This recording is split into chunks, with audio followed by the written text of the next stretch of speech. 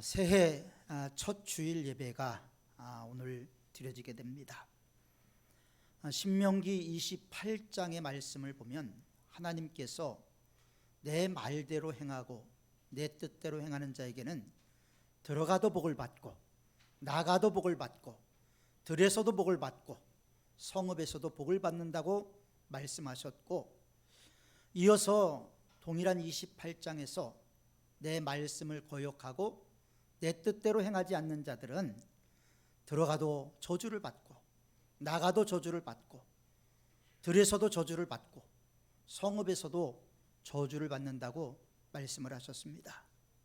2022년 새해가 진짜 우리들의 삶 가운데 들어가도 복을 받고 나가도 복을 받고 들에서도 복을 받고 성읍에서도 복을 받는 놀라운 축복이 있기를 축원합니다. 우리 먼저 말씀을 듣기 전에 우리 옆에 있는 분들과 인사를 나누겠습니다. 새해 복 많이 받으십시오.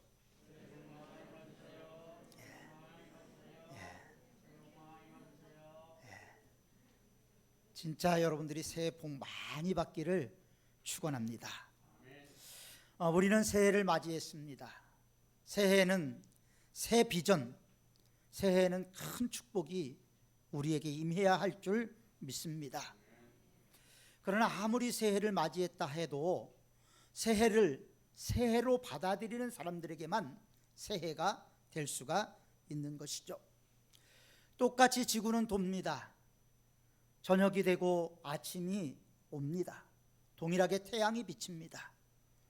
그러나 이 모든 세계가 하나님의 축복과 은혜 가운데 있는 비전의 사람에게는 새로움으로 다가오지만, 비전이 없는 사람에게는 매일 그날이 그날같이 맞이하게 될 것입니다.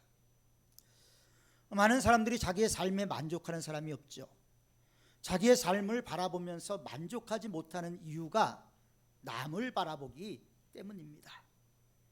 그런데 남을 바라볼 때 나보다 잘된 사람들만 바라보지 나보다 못된 사람을 바라보는 경우는 많지가 않습니다. 그러다 보니까 현실이 불만스럽지요. 힘들지요. 어렵습니다. 이런 우리를 향해서 철학자 쇼펜하우어는 우리의 현실이 어렵고 힘들지만 이것을 극복할 수 있는 길은 나보다 어려운 사람, 나보다 힘든 사람, 나보다 더 큰 절망 가운데 있는 사람을 바라볼 때 삶의 희망이 생긴다고 이야기를 했습니다. 지금 우리 현실을 바라보십시오. 어느 거 하나 희망 가질 게 뭐가 있습니까? 역사나 현실에 희망을 가질 만한 아무것도 발견할 수가 없습니다. 정치를 보십시오. 경제를 보십시오. 사회를 보십시오. 문화를 보시고 심지어는 교육과 보도까지 우리가 바라볼 때 기대할 것이 없구나, 이런 생각을 갖게 되죠.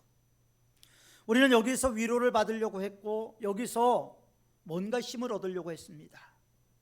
그러나 성경은 우리에게 이것이 우리에게 힘을 주는 것이 아니고 살아계신 하나님, 전능하신 하나님께 돌아갈 때 우리에게 새 힘이 난다라고 말씀을 하고 계십니다.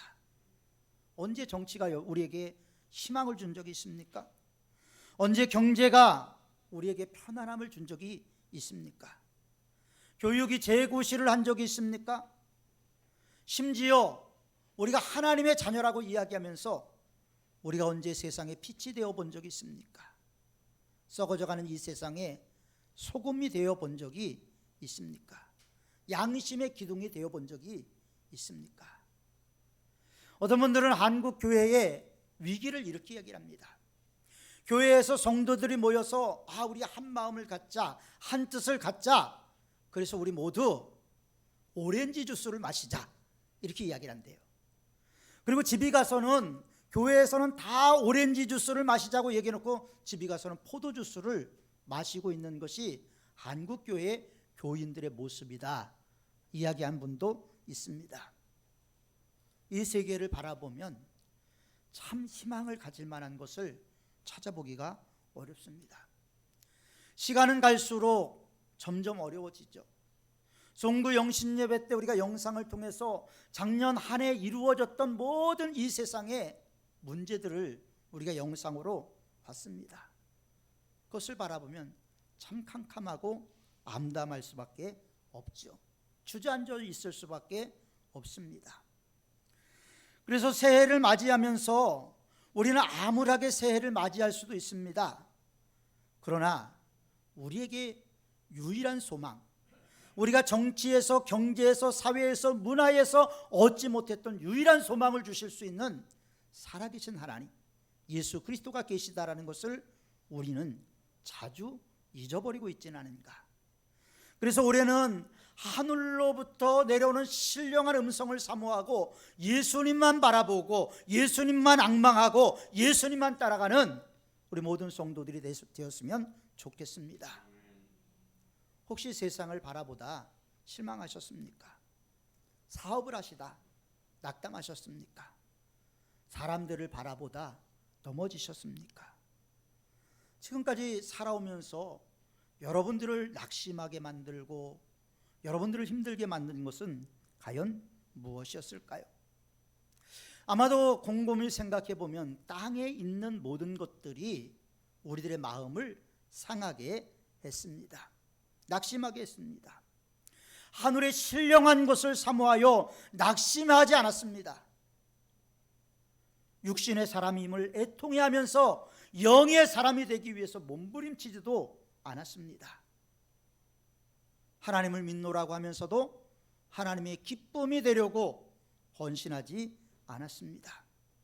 그러다 보니 세상 것만 바라보게 되고 세상 것만 바라보면 바라볼수록 낙심할 수밖에 없는 것이 우리의 현실이 되어버리고 말았습니다. 저는 이 시간 여러분들께 당부를 드립니다. 2022년 새해에는 예수만 바라보는 해가 되시길 바랍니다. 복음으로 우리가 교회를 새롭게 하고 복음으로 세상을 이롭게 하는 교회가 되었으면 좋겠습니다. 예수님을 바라보면 낙심하지 않게 됩니다. 예수님을 바라보는 사람은 실망하지 않습니다. 오히려 그 예수님으로부터 새 힘을 얻고 독수리가 날개치며 올라감 같이 올라갈 것이라고 성경은 우리에게 말씀하고 있지 않습니까? 다윗은 시편 42편에서 이렇게 고백을 했습니다. 내 영혼아, 내가 어찌하여 낭망하며 어찌하여 내 속에서 불안해하는고? 너는 하나님을 바라라. 그 얼굴의 도우심으로 인하여 내가 오히려 찬송하리로다. 다윗의 삶을 되돌아보면요, 참 어려움이 많았어요. 역경이 많았어요. 여러분들은 왕이 된 다윗만 생각해 보지만 다윗이 왕이 되는 과정까지 10년 넘게 죽음의 골짜기를, 사망의 음침한 골짜기를 방황하는 삶을 살 수밖에 없었습니다. 그랬던 다윗이 뭐라고 고백했다고요? 내 영혼아, 어찌하여 낙심하며 어찌하여 내 속에서 불안해하는고? 너는 하나님을 바라라. 다윗은 하나님을 바라보면서 그 어려운 역경과 헌신을 극복했으면 우리는 성경을 통해서 분명히 알 수 있기 때문에 새해 우리가 성경으로 돌아가서 성경 말씀으로 새 힘을 얻고 성경 말씀대로 우리가 살아갈 때 우리가 눈을 들어보면 주님이 보이고 우리가 마음을 열면 주님의 음성이 들리고 우리가 늘 주님과 동행하는 새로운 해가 될 줄 믿습니다. 언젠가도 말씀을 드렸다시피 영국의 유명한 설교자인 스펄전 목사님이 16살 때 아주 거센 눈보라가 쳤어요. 본인이 다니는 교회를 가려고 했는데 너무나 많은 눈보라가 쳐서 자기가 갈 수 있는 교회를 갈 수가 없었어요. 그래서 가까운 교회, 평소에 다니던 교회가 아니라 가까운 교회를 찾아갔습니다. 작은 교회에 들어가 봤더니 몇몇 성도들이 335 짝을 지어 앉아 있었고 예배당은 거의 텅 비어 있었습니다. 얼마나 많은 눈이 왔는지 시간이 되었는데도 목사님이 나타나지 않았습니다. 예배 시간이 다가오자 이제 집사 한 분이 강단으로 올라왔어요. 그의 얼굴은 허술하고 창백한 것으로 봐서 아마 구도 수성공 정도 된 것 같아 보였다고 합니다. 그는 뜨겁게 찬송을 했습니다. 집사였지만 진짜 하나님 앞에서 하나님의 살아계심을 보면서 찬양하는 그런 느낌을 받았다고 합니다. 그리고 이어서 이사야 45장 22절을 아주 큰 목소리로 봉독을 했습니다. 땅 끝의 모든 백성아 나를 앙망하라. 그리하면 구원을 얻으리라. 나는 하나님이라 다른 이가 없느니라. 그의 발음은 분명하지 않았지만 돌아가지 않는 혀를 열심히 굴리면서 아주 하나님의 말씀을 열정적으로 뜨겁게 이야기를 하면서 외쳤습니다. 그리고 이사야서 42장 22절을 간단하게 설교를 했습니다. 하나님을 바라보는 것은 무엇일까요? 우리의 삶 가운데서 하나님을 바라보는 것은 무엇일까요? 앙망한다라는 것은 하나님을 바라보는 거잖아요. 우리의 삶이 하나님을 앙망해야 되고요, 하나님을 바라봐야 된다는 거죠. 바라보는 데 힘이 듭니까? 바라보는 데 돈이 듭니까? 바라보는 데 손발을 움직이지 않아도 되잖아요. 그런데도 우리의 삶은 늘 엉뚱한 것만 생각을 해요. 우리가 바라볼 수 있는 것은 많이 있습니다. 그러나 예수님을 바라보는 것, 하나님을 바라보는 것, 내 몸이 아파도 바라볼 수 있습니다. 내가 고통 속에 있어도 바라볼 수 있습니다. 무식한 사람도 바라볼 수 있습니다. 어린아이도 바라볼 수가 있습니다. 많이 배워야지 주님을 바라보는 것 아니에요. 우리의 삶 가운데서 주님을 바라보는 것, 십자가를 바라보는 것, 그리고 그 주님이 왜 나를 위해서 십자가를 지셨는가를 묵상하고 그 은혜가 얼마나 큰가 하는 것을 느끼는 것, 이게 바로 우리 신앙의 본질 아니겠습니까? 그 은혜의 자리로 주님은 우리를 초청하기를 원하시는데 우리는 늘 그 자리로 가려고 하지 않습니다. 피 흘리는 예수님의 모습이 너무나 끔찍해서 바라보려고 하지 않습니다. 그런데 부활하신 주님도 바라보질 않으려고 해요. 보좌 우편에 계신 주님도 바라보려고 하지 않습니다. 여러분, 우리가 아무리 힘들어도 생각을 해보세요. 예수님이 십자가에 지신 모습, 십자가까지 가시는 그 온갖 고통과 쓰라린 상처를 생각해 보면 내가 받는 고통, 내가 받는 상처는 예수님에 비하면 아무것도 아니에요. 그렇기 때문에 그 예수님이 나를 도울 수 있는 것이고 나를 위로할 수 있는 것이고 나에게 새 힘을 줄 수가 있는 것입니다. 집사님이 큰 소리로 외칠 때 소년 스펄전은 아주 영적인 뜨거운 체험을 했다고 얘기를 해요. 그리고 예수님을 인격적으로 만났다고 합니다. 목사가 아니에요. 집사님이었어요. 그리고 그는 세계적인 설교가가 됐습니다. 우리가 눈을 들어서 예수님만 바라본다면, 성경 말씀에 기록된 예수님이 성경에서 걸어 나와서 여러분들의 심령까지 들어갈 수만 있다면 우리의 삶은 180도 바뀌어질 것입니다. 우리가 이 세상을 살고 있지만 세상과 나는 간 곳 없고 구속한 주님만 바라보고 천국의 삶을 누릴 수가 있게 되는 것입니다. 실패해서 넘어져도 예수를 바라보면, 좌절해도 예수를 바라보면, 낙심해도 예수를 바라보면 우리에게는 새로운 눈이 열리게 될 줄 믿습니다. 그래서 새해는 비전을 가져야 되는 거예요. 무슨 비전을 가져야 될까요? 예수님을 바라보는 비전을 가져야 합니다. 나를 바라보는 건 비전이 아니에요. 나를 바라보는 것은 상처가 됩니다. 예수님을 바라보는 것이 비전이고, 예수님을 바라보는 것이 소망이고, 미래에 대한 약속을 우리가 받게 되는 열쇠가 되게 되는 것입니다. 꿈꾸는 자에게는 생기가 있듯이 예수님을 바라보는 사람들에게는 의욕이 있고, 예수님을 바라보는 사람에게는 예수님께서 그 마음속에 역사하심으로 어둠의 영이 떠나가고 우울증이 떠나고 질병이 떠나고 하나님의 놀라운 축복의 자리로 나아갈 수가 있게 되는 것입니다. 비전은 예수님을 바라보는 것입니다. 하나님의 영광을 위해서 목표를 세우는 것입니다. 실패해도 예수, 성공해도 예수, 살아도 예수, 죽어도 예수가 될 때 우리가 온전히 하나님의 사람으로 변화되는 역사가 있지 않겠습니까?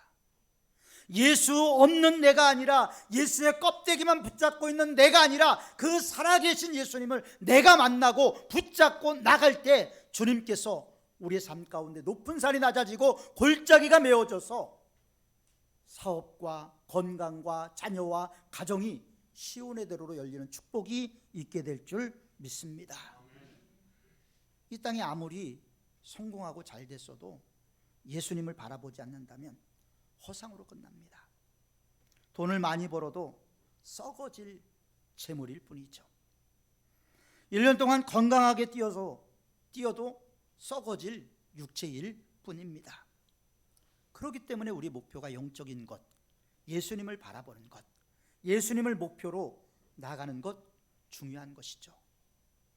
의자에 묶여있을 명예, 서리 앉을 그 지위를 위해서 달려가는 것이 아니고 예수님을 바라보는 것이, 예수님을 앙망하는 것이 우리의 소망이 되어야 할 줄 믿습니다.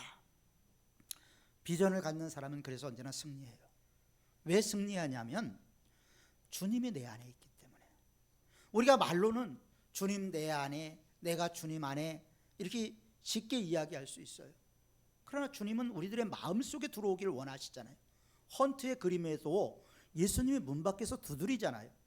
그 두드림 가운데서 내 마음 문을 열어줄 수 있는 사람은 나밖에 없는 거예요. 헌트의 그림에는 문고리가 없습니다. 안에서 열어줘야 되는 거예요. 안에서 열어줄 때 예수님께서 내 마음속에 들어오시게 되는 거죠. 예수님께서 내 마음속에 들어오시면 주님이 일단 내 안에 거하잖아요. 그죠? 주님이 내 안에, 그리고 주님이 내 안에 있기 때문에 나도 주님 안에 거할 수 있는, 그래서 포도나무가, 포도송이가 많이 맺히려면 줄기에 붙어 있어야 되는 거죠. 가지가 나무에 붙어 있어야 되는 것처럼 예수님 안에 붙어 있는 것이 중요한 것입니다. 비전의 사람은요, 내일 종말이 와도 절망하지 않습니다.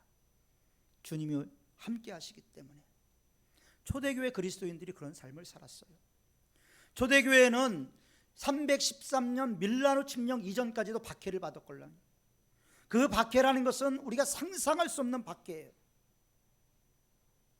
조지 폭스라는 사람이 기독교 순교사화라는 책을 썼는데, 그 책에 보면 기독교인들이 얼마나 끔찍하고 잔인한 형벌과 고통을 받았는지 아주 세밀하게 기록이 되어 있습니다. 칼로 죽는 것은 쉬운 일이에요. 십자가에 못 박히기도 했고요, 산채로 화형을 당하기도 했고요, 죽을 때까지 개에게 물어뜯기기도 했고요, 황소불에 받쳐 죽기도 하고 온갖 끔찍한 형벌들을 자행을 했습니다. 그런데 성경을 보십시오. 초대교회 그리스도인들의 삶이 어땠는가? 그들은 기뻐했습니다. 고통 가운데 있었습니다. 절망 가운데 있었습니다. 그런데 그들이 기뻐할 수 있는, 즐거워할 수 있는 마음이 어디서 왔겠어요? 그것은 바로 예수님 안에 있었기 때문입니다. 그렇기 때문에 우리 현실이 아무리 어둡다 할지라도 우리가 예수님 안에 있을 때 우리는 비전의 사람이 되고, 예수님 안에 있을 때 축복의 사람이 되고, 예수님 안에 있을 때 능력의 사람이 되고, 예수님 안에 있을 때 영의 사람으로 거듭나게 될 줄 믿습니다. 이런 성도들이 받는 축복은 뭐냐면요, 첫 번째로 온전케 하는 복음을 받게 됩니다. 온전케 하는 복음. 믿음의 주여, 온전케 하시는 이인 예수를 바라보자. 예수님은 타락하고 상처난 우리의 마음을 만지십니다. 이 세상에 성한 것 아무것도 없지요. 다들 상처나고 얼룩지고 구석구석 병들어 있습니다. 저의 마음도 그렇고 여러분들의 마음도 다 병들어 있죠. 상처나 있죠. 절망 가운데 있습니다. 그렇기 때문에 우리에게 예수님이 필요한 거예요. 내가 할 수 있으면, 내가 스스로 위로받고 내가 세임 얻을 수 있으면 좋겠는데 그게 안 되기 때문에 우리에게 예수님이 더욱더 필요하고, 예수님을 붙잡아야 하는 절대절명의 위기 가운데 있는 것입니다. 그래서 올 한 해는 온전케 하시는 이인 예수님을 붙잡고 그 예수님과 동행함으로 새초부터 새말까지 함께 하시는 하나님의 은혜를 체험하시기를 바랍니다. 하나님 앞에서 온전한 영혼, 온전한 정신, 온전한 육체를 유지하기 위해서 주님을 바라보고 날마다 살 때 우리의 기도가 응답되는 역사가 있게 될 것입니다. 우리가 가장 존경하는 우리 나라의 목사님 가운데 순교자 주기철 목사님이 계시죠. 주기철 목사님이 산정현 교회를 이제 짓고 하나님 앞에 봉헌할 때 세 가지 기도를 드렸다고 합니다. 첫째, 하나님 이 예배당에 거하시옵소서. 둘째, 하나님 이 예배당이 만민이 기도하는 집이 되게 하옵소서. 세 번째, 하나님 이 교회가 쭉정이 신자가 한 명도 없고 모두가 다 알곡 신자로 채워지게 하옵소서. 사랑하는 성도 여러분, 여러분 스스로를 한번 평가해 보시기 바랍니다. 내가 쭉정이인지 내가 알곡인지 어떻게 구분할까요? 시험이 올 때, 낙심이 올 때, 좌절할 때 끝까지 예수님 붙잡는 사람이 있어요. 그러나 작은 시험에도 예수님을 버리는 사람이 있어요. 목숨을 걸고 지켜야 될 예수님을 목숨보다 하찮은 것, 그렇게 여기는 사람들이 종종 있습니다. 그럴 때 끝까지 예수님을 바라보지 못하게 되는 것이죠. 지난 1년 동안 우리 자신들이 온전케 하는데 힘을 썼습니까? 새해에는 온전케 하시는 이인 예수님처럼 예수님을 닮아가고 예수님이 주시는 온전한 복음으로 무장되는 성도들이 되시기를 바랍니다. 두 번째로 즐겁게 사는 비결이 생겨나요. 여러분, 마음의 즐거움이 어디 있습니까? 저는 오살리 기도원에서 금식하면서 예수님을 인격적으로 만났습니다. 그때 인격적으로 만났을 때 하늘로부터 오는 그 고요함과 평화가 내 마음속에 임했는데, 제 마음속에 임했는데요, 세상이 줄 수 없는 평화, 세상이 줄 수 없는 고요, 세상이 줄 수 없는 기쁨이 제 마음속에서 막 화산이 폭발하는 것처럼 폭발해 올라오는 그런 느낌을 받은 적이 있습니다. 즐겁게 사는 비결은 주님을 인격적으로 만날 때 이루어집니다. 그럼 주님을 어떻게 인격적으로 만날까요? 주님을 인격적으로 만나기 위해서는 일단 기본적으로 예배는 바르게 드려야 됩니다. 거룩한 산제사로 하나님 앞에 드려야 되고 예배에 목숨을 거는 성도들이 되어야 합니다. 그리고 기도하고 찬양하고 말씀을 묵상하는 것을 주기적으로 내 삶 가운데서 훈련을 시켜서 주님을 가까이 하도록 늘 훈련하고 애쓰는 것이 필요합니다. 그래서 은혜 받은 사람들이 즐거움이 있는 거예요. 찬송을 하다가 기쁨을 누리게 되는 것입니다. 마리아는 주님 발 앞에 엎드려서 예수님의 말씀을 들으면서 은혜를 받았죠. 그런데 마르다는 일하기에 분주했습니다. 여러분, 올 한 해는 마리아와 같이, 물론 마르다도 필요합니다. 마르다가 나쁘다라는 건 아니에요. 그러나 마리아와 같이 주님의 말씀으로 무장되는 사문교회, 주님의 말씀으로 무장되는 성도, 주님의 말씀으로 인도함을 받는 가정이 되기를 바랍니다. 주님 앞에 앉아서 주님의 말씀을 들을 때, 마음을 열고 들을 때 은혜가 있는 거예요. 은혜를 받을 마음을 갖고 예배를 드리는 것과 또 예배구나 이렇게 와서 드리는 것과는 예배의 자세, 예배 분위기가 다 달라지게 됩니다. 그래서 마리아와 같이 좋은 편을 택해서 은혜 받는 새해, 하나님과 함께하는 새해가 되시기를 바랍니다. 세 번째로 승리의 축복을 주십니다. 승리. 십자가를 참으사 예수님은 십자가를 참으사 부끄러움을 개의치 아니하시더니 하나님 보좌 우편에 앉으셨느니라. 하나님 보좌 우편에 앉으셨는데, 이 하나님 보좌 우편에 앉은 예수님께서 요한계시록에 뭐라고 말하냐면요, 이기는 자에게는 내 보좌에 함께 앉게 해주겠다. 어떻게 해주겠다고요? 이기는 자들은 내 보좌에 함께 앉게 해주겠다. 그래서 고대 왕들은 그 의자가 우리나라의 뭐가처럼 이렇게 한 사람 앉는 의자가 아니라요, 의자가 길었답니다. 그래서 공을 세운 사람은요, 임금이 불러서 내 옆에 앉으라고. 그거 아주 영광스러운 일이죠. 그것과 마찬가지로 우리가 이기는 자에게, 승리하는 자에게, 누구에게나 주는 것이 아니고 이기는 자에게는 내 보좌에 함께 앉게 해주겠다. 예수님께서 친히 하신 말씀입니다. 그래서 예수님의 보좌에 함께 앉은 것이 승리하는 삶이죠. 예수님을 바라봐야지 그 자리까지 갈 수가 있게 되는 것입니다. 그러므로 선을 행하다 낙심하지 마십시오. 세상을 바라보면 낙심할 때가 얼마나 많습니까? 목사도 바라보다가 실망할 때가 너무 많아요. 그러니까 목사도 바라보지 말고 예수님을 바라보십시오. 예수님을, 우리의 대목자장이신 예수님을 바라볼 때 우리의 삶이 위로를 받게 되고 하나님의 축복이 우리 안에서 이제 싹을 틔우기 시작을 할 것입니다. 이중표 목사님이 시골에서 목회했을 때 한 성도가 구역 예배를 드리면서 참 실망을 하고 낙심을 했답니다. 그래서 뭘 실망을 했나 물어봤더니 자기는 11조도 열심히 했고 하나님 앞에 충성 봉사도 했고 열심히 신앙생활을 했는데 잘 못 사는데, 그 같이 신앙생활한 집사님은 11조도 안 하고 봉사도 안 하는데 떵떵거리고 잘 사는 게 상처를 받은 거예요. 그래서 이 집사님이 그 집사님을 보고 나서 마음이 상해서 그날부터 11조를 안 드리고 오디오를 사고 가구를 사고 여러 가지 가구들을 바꿨답니다. 그러다가 이 집사님이 넘어지고 말았어요. 처음에는 좋은 것 같았는데 문제가 생기기 시작을 했어요. 그리고 하나님이 그의 마음속에 책망하는 음성을 주셨습니다.